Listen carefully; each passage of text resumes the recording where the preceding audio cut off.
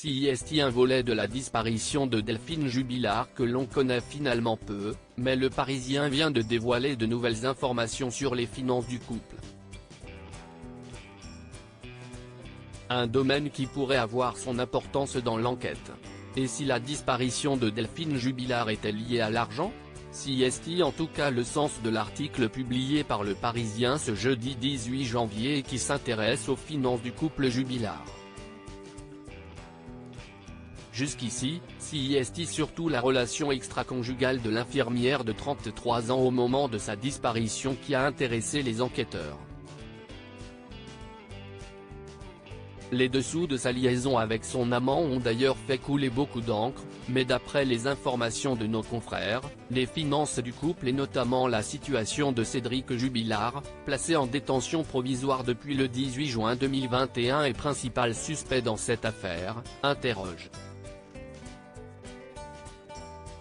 Si Delphine Jubilard jouit d'une situation financière plutôt confortable, ce n'est pas vraiment le cas de son mari. Infirmière de nuit à la clinique Claude Bernard d'Albi, la mère de 2 enfants avait un salaire de 2 200 € nets mensuels, selon les informations du Parisien. De son côté, le peintre plaquiste n'a déclaré aucun revenu auprès de l'administration fiscale pour l'année 2019, ce qui ne prend bien évidemment pas en compte le travail au noir qu'il pouvait faire. Selon nos confrères, l'étude des comptes du couple a d'ailleurs montré un profond déséquilibre dans les dépenses. L'infirmière payait la complémentaire santé, les assurances, les frais de garde, les abonnements téléphoniques et Internet, les 2/3 des courses alimentaires et l'échéance du prêt immobilier pour la construction de la maison, comme l'indique Le Parisien. De son côté, Cédric Jubilard se défend en assurant qu'il payait en liquide pour les loisirs et les travaux de la maison. Ce n'était peut-être pas équilibré à 100%, mais il n'y avait pas une grosse différence, précise ce dernier.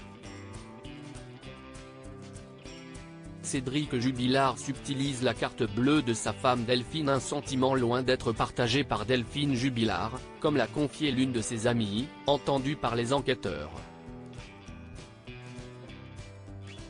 La jeune maman avait l'impression que son époux vivait à ses crochets et selon les dires de son ami, Cédric allait même jusqu'à subtiliser sa carte bleue pendant qu'elle dormait pour l'utiliser.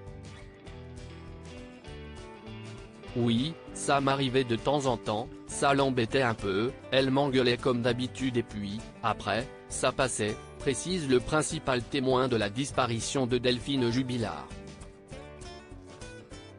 Cédric Jubilard reste présumé innocent des faits qui lui sont reprochés jusqu'à la fin définitive de son procès.